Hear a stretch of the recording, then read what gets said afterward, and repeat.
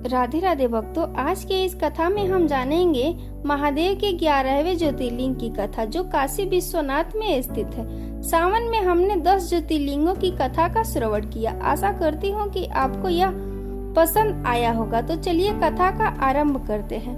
कहा जाता है कि काशी भगवान शिव को अत्यधिक प्रिय है। भारतवर्ष में स्थित सबसे पुण्यशाली स्थान जहाँ भगवान भोलेनाथ सदैव निवास करते हैं, ऐसी काशीपुरी के कण कण में आज भी भगवान शंकर की उपस्थिति का अनुभव होता है।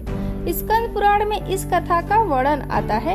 एक समय भगवान शिव और माता पार्वती विहार कर रहे थे और उस समय भगवान शिव स्वयं माता पार्वती से कहते हैं कि जो भी संसारी जीव काशी में प्राण त्याग करते हैं, उनके सभी पूर्व कर्मों के संस्कार मेरी आज्ञा से चिता की अग्नि में भस्म हो जाते हैं। कलयुग में मुझ विश्वनाथ काशीपुरी का भागीरथी गंगा और दान देने का विशेष महत्व है। काशी में उत्तर वाहिनी गंगा और मेरा विश्वेश्वर नामक लिंग, ये दोनों ही मनुष्यों की मुक्ति देने वाले हैं। माता पार्वती को काशी की महिमा सुनाते हुए भगवान शिव कहते हैं, हे देवी, तुम तपोबल से मेरी प्रीतमा हुई हो, परंतु काशीपुरी स्वभाव से ही मेरे लिए सुख और विश्राम की भूमि रही है। जो काशी का नाम लेते हैं, जो सुनकर उसे प्रसन्न होते हैं, वे मेरे लिए शाख, विशाख, स्कंद, नंदी और गणेश के समान प्रिय हैं। जिन्हें काशी में निवास हुआ है, उन्होंने सभी यज्ञों और अनुष्ठानों को पूर्ण कर लिया है। जब इस प्रकार महादेव और माता पार्वती के बीच संवाद चल रहा था, तो उस समय नंदी जी ने आकर प्रणाम किया और इस प्रकार कहने लगे, हे भगवान, विशाल मंदिर निर्माण का कार्य अब पूर्ण हो चुका है।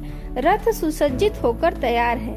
ब्रह्मा, विष्णु आदि देवतागण एकत्रित हो चुके हैं और द्वार पर आपकी प्रतीक्षा कर रहे हैं। कृपया आप इस भव्य मंदिर गृह में प्रवेश करें। नंदी जी के वचन सुनकर महादेव ने माता पार्वती के साथ त्रिविष्टम क्षेत्र से आनंद वन के लिए प्रस्थान किया और फिर उन्होंने मोक्ष लक्ष्मी विलास नामक प्रासाद के अतः गृह में प्रवेश किया। वह दिन था कार्तिक शुक्ल प्रतिपदा अनुराधा नक्षत्र के समय, बुधवार के दिन, जब चंद्रमा सप्तम राशि पर थे और अन्य ग्रह भी उच्च स्थानों में स्थित थे। उस समय भगवान शिव ने नूतन प्रासादा में प्रवेश किया। तत्पश्चात ब्रह्मा जी ने महर्षियों के साथ मिलकर माता पार्वती सहित भगवान शिव का अभिषेक किया।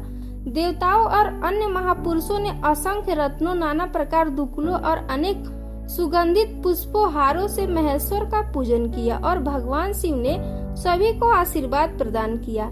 इसके बाद महादेव ने भगवान विष्णु से कहा, हे देव, कृपया आप यहाँ मेरे निकट आकर विराजमान होइए। आप दूर होकर भी सदैव मेरे निकट रहते हैं। आज मुझे यह आनंद वन प्राप्त हुआ है, उसके पीछे आप और गणेश ही कारण रूप है। जहाँ मरे हुए जीवात्माओं का पूजन पुनर्जन्म नहीं होता है, वह ब्रह्म रसायन की खान या काशीपुरी मेरे लिए जैसे उत्तम सुख की भूमि है, वैसी इन तीनों लोकों में कोई वस्तु नहीं है। हे मुरारी, आप इस स्थान पर सदैव स्थापित रहिए। भक्ति युक्त होकर जो भी बिना आपकी आराधना किए मेरी पूजा आराधना करेगा, उसकी मनोवांछित इच्छा कभी पूर्ण नहीं होगी। और इस प्रकार उस समय पूर्व दिशा में स्थित शिव जी के दक्षिण भाग में ब्रह्मा जी और वाम भाग में भगवान विष्णु स्थापित हुए। तत्पश्चात भगवान शिव ने अपना दाहिना हाथ उठाकर ब्रह्मा जी की ओर भगवान विष्णु को एक शिवलिंग दिखाया और कहा, सभी को लोग देखिए, यही परम ज्योति, यही परात्पर ब्रह्म है, यही अत्यंत सिद्धिदायक मेरा अस्थावर स्वरूप है। इस शिवलिंग का पूजन करने से मैं अत्यंत प्रसन्न होता हूँ। मैं यहाँ स्थान पर लिंग रूप में सदैव निवास करता रहूंगा। इस स्थान में जितने भी शिवलिंग हैं, वे सभी इस मुख्य शिवलिंग का दर्शन और सेवन करने आते हैं। यह सत्य है कि मैं सभी लिंगों में समान रूप से स्थित हूँ, तथापि यह मुख्य शिवलिंग मेरे स्वयं की परामूर्ति है। इस श्रेष्ठ लिंग का नाम श्रवण करने से भी जन्म भर का पातक क्षण भर में नष्ट हो जाता है। इस प्रकार कहने के बाद भगवान शिव ने माता पार्वती के साथ मिलकर स्वयं उस दिव्य शिवलिंग का पूजन किया और फिर उसी ज्योतिर्लिंग में विलीन हो गए। सभी देवी देवताओं ने भगवान शिव की जय जयकार की और पुष्प वर्षा से उनका स्वागत और अभिवादन किया। यह शिवलिंग यानी काशी विश्वनाथ महादेव ज्योतिर्लिंग के रूप में विख्यात हुआ। काशी के विषय में कहा जाता है कि यहाँ भिक्षुक को एक आंवले के फल के बराबर भी दी गई भिक्षा या दान सुमेरु पर्वत के समान भारी पुण्य फल देने वाला हो जाता है।